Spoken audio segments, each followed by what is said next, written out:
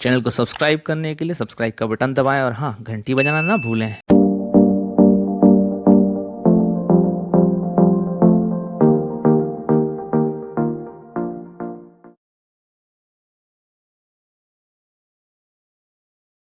नमस्कार साथियों, आप सभी का स्वागत है।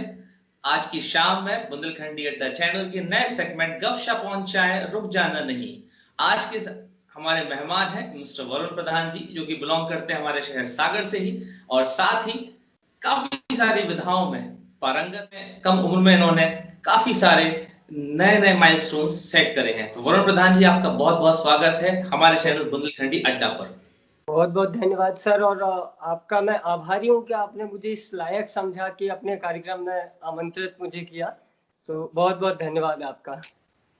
जी वरुण जी, जैसा कि नाम है आपका वरुण, साथ ही हमारे सेगमेंट का नाम है रुक जाना नहीं। दोनों के अपने अपने मायने हैं। रुक जाना नहीं सेगमेंट का हमारा उद्देश्य लोगों को आप जैसे युवाओं से, आप जैसे व्यक्तियों से रूबरू कराना है, जो अपने जीवन के सामान्य क्रियाकलापों को करते हुए भी अपने जुनून, अपने पैशन, अपनी हॉबीज को लेकर आगे बढ़ रहे हैं। तो वरुण जी, सबसे पहले तो आपको बहुत बहुत बधाइयां आपके चैनल प्रधान नामा के लिए, जो कि यूट्यूब पे इन दोनों काफी ख्याति अर्जित कर रहा है, जिसने सागर के अलग अलग साहित्याचार्यों, कवि पाठकों के लिए नई नई अच्छी अच्छी जानकारियां दी। तो सबसे पहले मैं प्रधान नामा से ही शुरुआत करना चाहूंगा।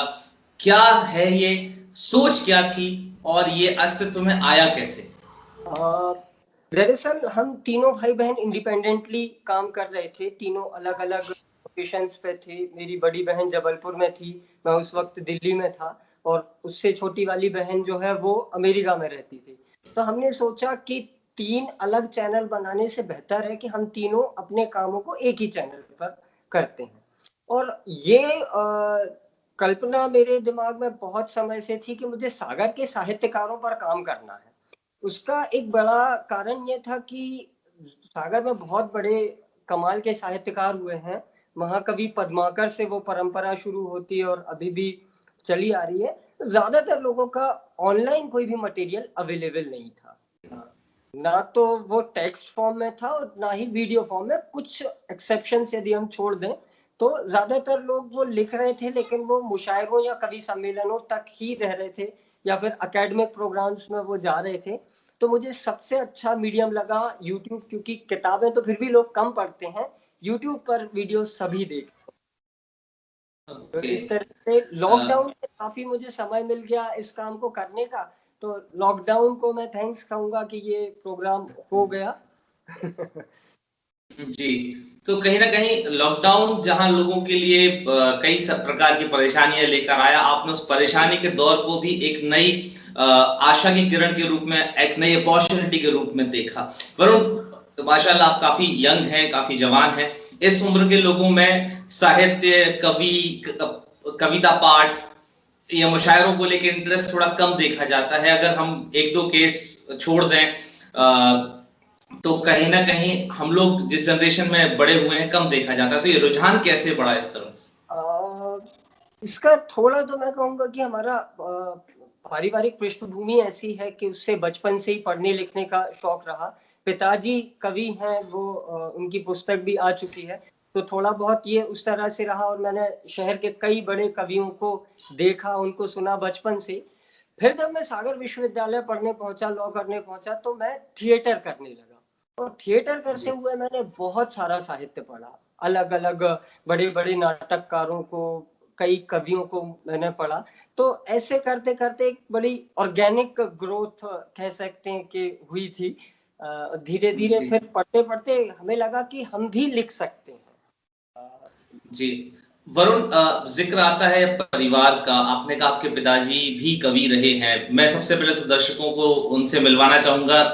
उनका नाम, उनका शुभ नाम क्या है आपके पिताजी का? पिताजी का नाम श्री वीरेंद्र प्रधान है, और उनका काव्य संकलन कुछ कदम का फासला के नाम से अभी प्रकाशित हुआ कोई 1 वर्ष पहले। जी, तो बचपन से कहीं ना कहीं सपोर्ट मिला घर में। आपने बताया आप लोग 2 बहन और आप 1 भाई हैं। माता पिता भी साहित्य प्रेमी रहे हैं, तो कहीं ना कहीं साहित्य का एक जुड़ाव मिला। मैं अगर थोड़ा सा पीछे जाता हूँ आपके जीवन में, तो आपकी स्कूल एजुकेशन होती है मॉडर्न एरा के एक स्कूल से जिसका नाम है वात्सल्य। टोटल माहौल अलग, ग्लैमर, सीबीएसई बोर्ड एजुकेशन की पढ़ाई। देन सडनली आप 12th करते हैं मैथ से, लेकिन पहुंच जाते हैं लॉ करने के लिए यूनिवर्सिटी के अंदर। ये कुछ सिनेरियो क्लियर नहीं हो पाया कि ये हुआ कैसे, क्या अचानक से लगा? दरअसल बहुत ईमानदारी की बात यह है कि साइंस में मैं थोड़ा कमजोर था। जब 11th में मैंने साइंस लिया, 10th में थोड़े ठीक ठाक नंबर आ गए थे, तो वो रहता है कि आपको साइंस लेना है, ले तो लिया, लेकिन बहुत रोध होकर मैंने 11वीं और 12वीं पास।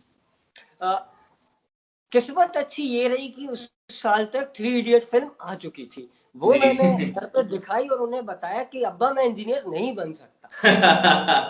क्या करोगे? तो फिर मुझे लगा कि लॉ मुझे करना चाहिए, क्योंकि इसमें मैं ज्यादा ग्रो कर पाऊंगा, मैं अच्छा कर पाऊंगा शायद। और मैं अपने आप को वाकई में बहुत भाग्यशाली मानता हूं कि डॉक्टर हरि सिंह और जो खुद एक इतने बड़े न्यायविद थे, उनके बनाए विश्वविद्यालय से मैंने लॉ किया। और वो 5 साल मेरे जीवन में बहुत महत्वपूर्ण है, क्योंकि जितनी ग्रोथ उन 5 सालों में हुई है, वो थोड़ा बहुत जो कुछ भी आज हूँ वो वहाँ की एक कृपा है। और इसमें बेशक वात्सल्य स्कूल का भी बहुत बड़ा योगदान मैं मानता हूँ।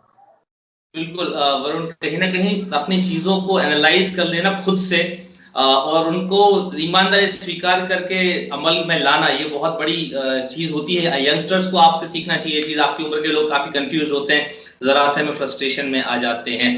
वरुण, कहीं ना कहीं मैं थोड़ा सा और पीछे जाना चाहूंगा आपकी जिंदगी में। जब आप अपने अर्ली टीनेज में रहे होंगे, उस दौरान आपने बताया आपकी एक बड़ी बहन है, वो जबलपुर से काम कर रही हैं, आपकी एक छोटी बहन है, वो भी इसी फील्ड में काम कर रही है। माता पिता ने कभी ये नहीं चाहा कि आप आर्ट्स का क्षेत्र चुने, पढ़ाई के रूप में भी और कर्म के रूप में भी?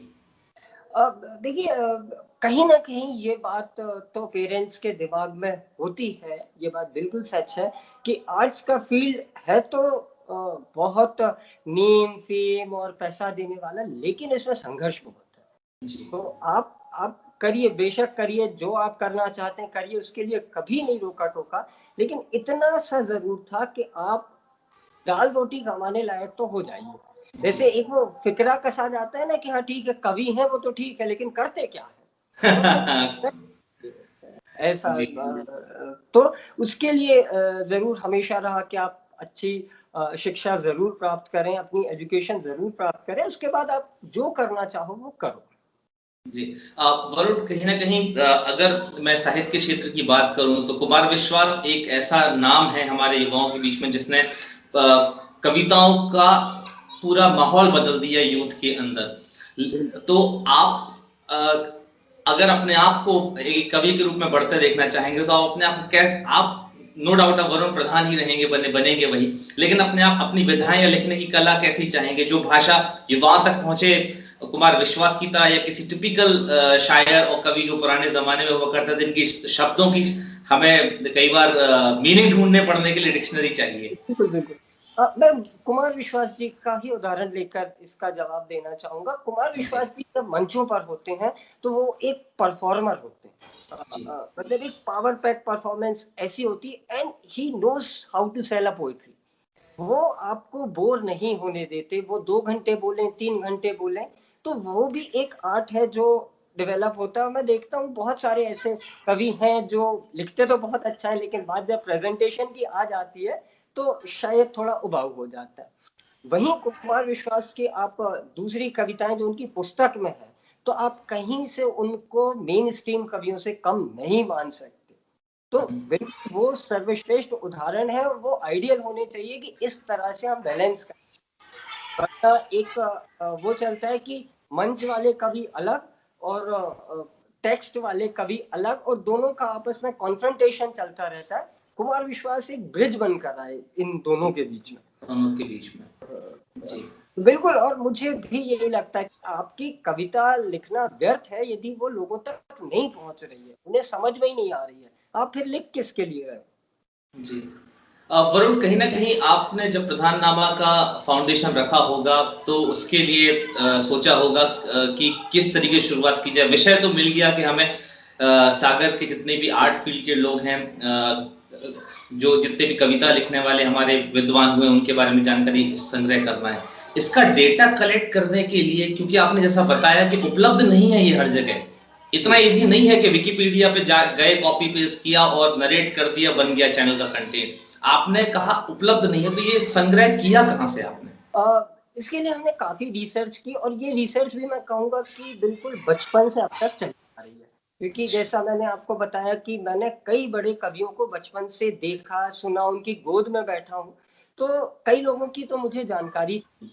फिर सागर के जो साहित्यकार हैं और जो अच्छे शिक्षक हैं हमारे यहाँ के विश्वविद्यालय के और स्कूलों के या महाविद्यालयों के, जो हिंदी पढ़ाते हैं, जिनका हिंदी में काफी काम है, उन लोगों ने भी हमारा काफी सहयोग किया। क्योंकि हमने बहुत सारे ऐसे भी कवियों को कवर किया जो अब इस दुनिया में नहीं है। तो हमने कोशिश यही की कि उन कवियों की कविताएं हम ऐसे व्यक्तियों से पढ़वाएं जो कि उपयुक्त हो, या तो उनके परिवार के लोग हों, या तो फिर ऐसे लोग हों जिन्होंने उन पर काम किया हो, एमए किया हो, एमफिल किया हो, पीएचडी किया हो। तो उन सारे लोगों ने भी हमें काफी सहयोग इसमें प्रदान किया। तो ये मतलब बड़ी लंबी जर्नी है जिसमें मैं अकेला नहीं था, बहुत सारे लोग धीरे धीरे करके हमारे साथ जुड़ते गए। जी, कहीं ना कहीं जैसा आपने कहा कि ऐसे लोगों से पढ़वाएं जो उसके लिए उपयुक्त, मतलब उसकी आत्मा को समझ सकें, क्योंकि आत्मा को, कविता की आत्मा को समझना बहुत महत्वपूर्ण होता है। आपके पिताजी भी अपने आप में एक कवि हैं, बचपन से उनकी कविताएं आपने पढ़ी। उन कविताओं का आपके जीवन पे क्या प्रभाव रहा? पढ़ने का मैं ये मानता हूँ कि बहुत ज्यादा इम्पैक्ट आपकी लाइफ में होता है। आप जैसा पढ़ते हो, सिर्फ कविताएं नहीं, कहानी, उपन्यास, निबंध, आलेख, जो कुछ भी आप पढ़ते हो, उसका सीधा सीधा प्रभाव आपके ऊपर होता है, आपके जीवन पर और आपके व्यक्तित्व पर होता है। और यदि आप अच्छा साहित्य पढ़ोगे तो आप अच्छे व्यक्ति बनना धीरे धीरे शुरू कर दोगे। क्योंकि वो इसीलिए अच्छा साहित्य है क्योंकि उसमें सामाजिक चेतना है, उसमें लोगों का दुख दर्द है, उसमें भावनात्मकता है। तो ये सब जब होगा तो मुझे लगता है कि आपका व्यक्तित्व तो बहुत विकसित होता है इनको पढ़ने के बाद। जी, कहीं ना कहीं शब्द कविताओं के माध्यम से हमारे भावनाओं को व्यक्त करने का बहुत ही बड़ा जरिया बन जाते हैं। वरुण, इस पूरे प्रधाननामा जो आपने बनाया है, आपकी टीम ने बनाया है, बहुत ही उम्दा काम है। सफर अभी चल रहा है, नए नए साहित्यकारों का संग्रह आप उसमें जोड़ते चले जा रहे हैं। हाल ही में हमने देखा कि आपने प्रधाननामा के जरिए काफी सारे साहित्यकारों से मिलवाया, काफी सारे बॉलीवुड कलाकारों से भी मिलवाया, उनकी जीवनी से परिचय कराया। एक आवाज है आपके प्रधाननामा में पूरे नरेशन के दौरान।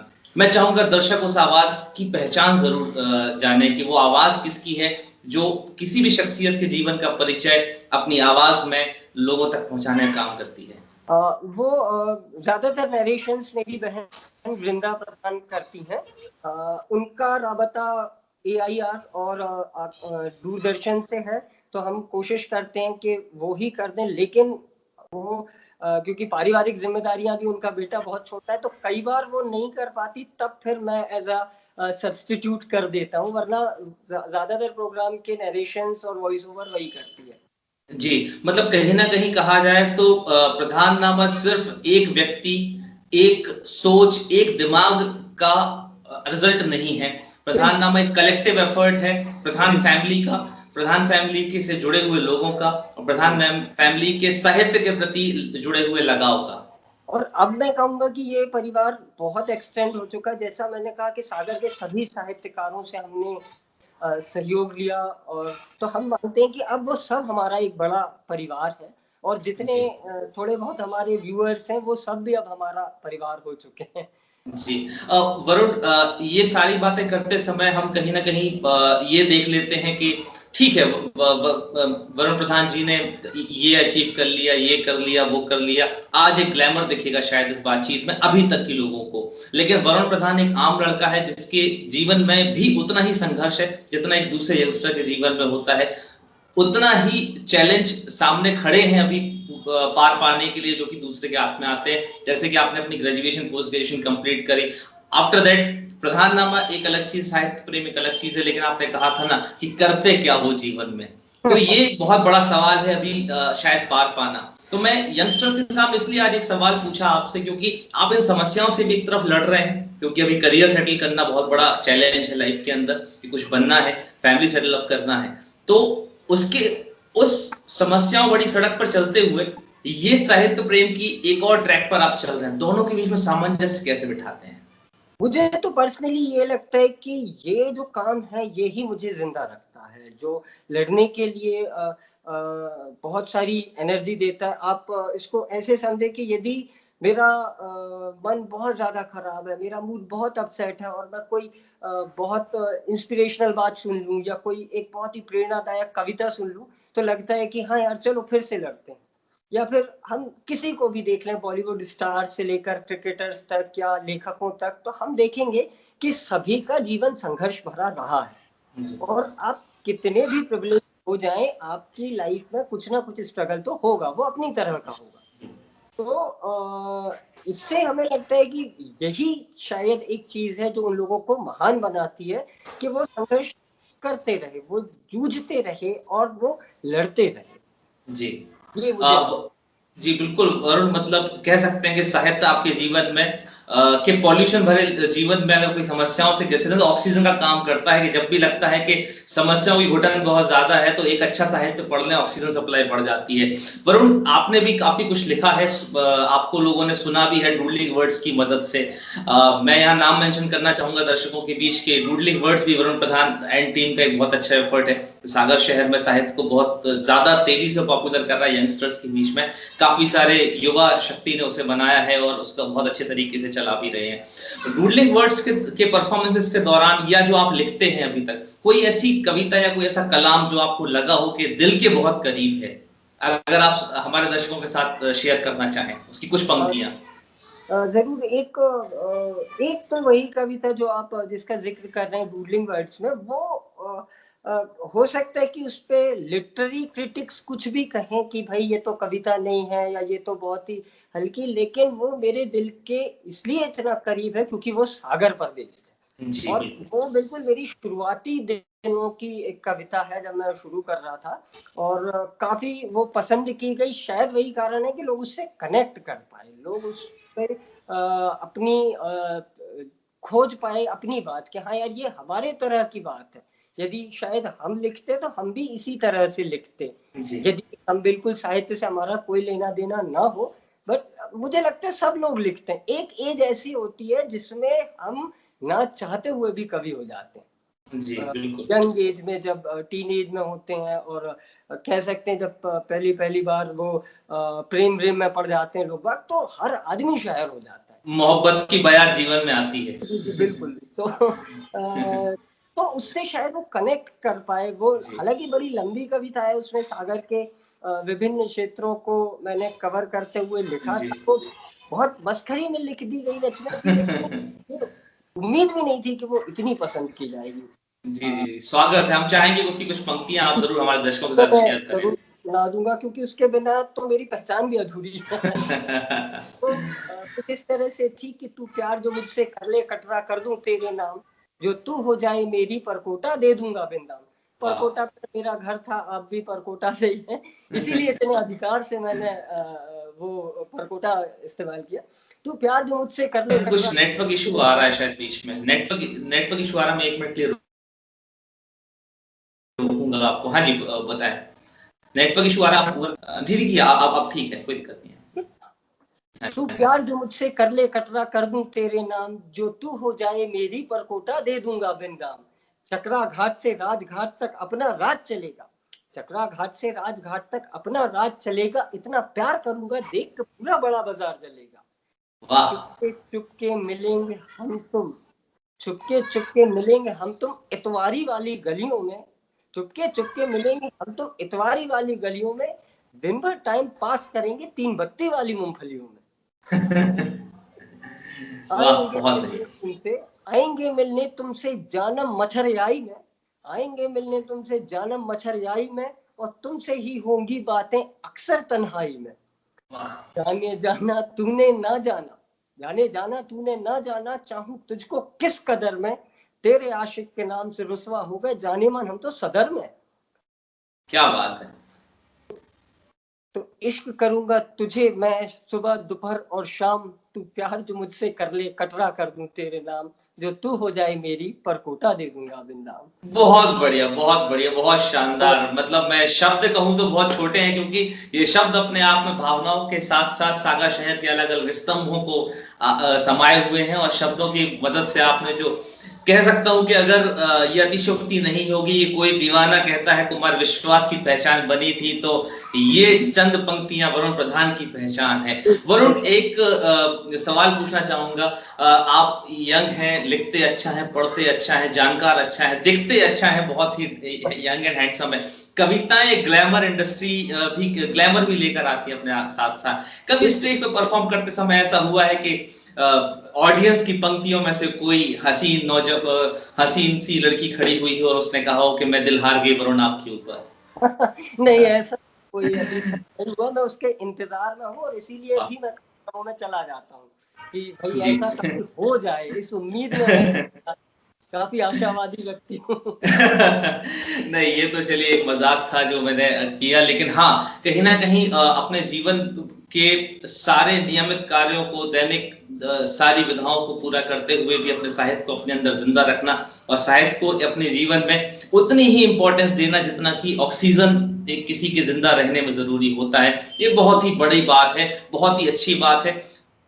आज रुक जाना नहीं सेगमेंट में आपसे लोगों को मिलवाने के पीछे जो उद्देश्य था वो यही था कि 24 घंटे हम सभी के पास हैं, करने को काम हम सभी के पास है, विधाएं, टैलेंट हम सभी के पास है, बस जरूरत है तो उसे बराबर समय देने की, बराबर खाद पानी डालने की। डाल के तो देखिए, पौधे अपने आप वरुण प्रधान जैसे रूप में आप भी अपने जीवन में बढ़ा सकेंगे। बहानों की श्रृंखला मत खड़ी करिए, अलग अलग खुशियों की श्रृंखला खड़ी करिए। आप जब खुश रहेंगे तो अपने आप खुश रख सकेंगे। वरुण, हमारे चैनल की तरफ से आपको आपके सुखद भविष्य के लिए बहुत बहुत शुभकामनाएं हैं। प्रधान नामा इसी तरीके से सतत तरक्की करे, नए नए आयाम तय करे, नए नए एपिसोड्स हम तक पहुंचाए, क्योंकि बहुत ही उम्दा काम आपका और आपका परिवार, आपकी पूरी टीम कर रही है। इसी शुभकामना के साथ कभी रुक मत जाइएगा, रुक जाना नहीं, यही याद रखिएगा। बहुत बहुत धन्यवाद हमारे साथ बुंदेलखंडी अड्डा चैनल पर जुड़ने के लिए।